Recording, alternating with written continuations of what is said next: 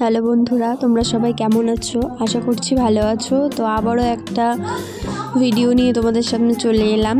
আর আজকে ছিল ভাইঝাতু, তাই ফুল, দূর্বা, ধান, চন্দন, ধূপকাঠি, ছাতু এসব নিয়ে আমি রেডি হয়ে গেলাম, কারণ আজকে আমার ভাইকে ছাতু দেব। আর এদিকে আমার ভাই চলে এসেছে, তারপর আমি ওকে একটু আশীর্বাদ করলাম। আর ওর হাতে আমি ছাতু দিয়েছিলাম, কিন্তু ও বুঝতে পারছিল না যে এটা দিয়ে কী করবে, তাই আমি ওকে বললাম যে ফু দিয়ে ফেলে দিতে হয়। আর এইটা দেখে আমারও খুব হাসি পেয়ে গিয়েছিল, আর ওরও।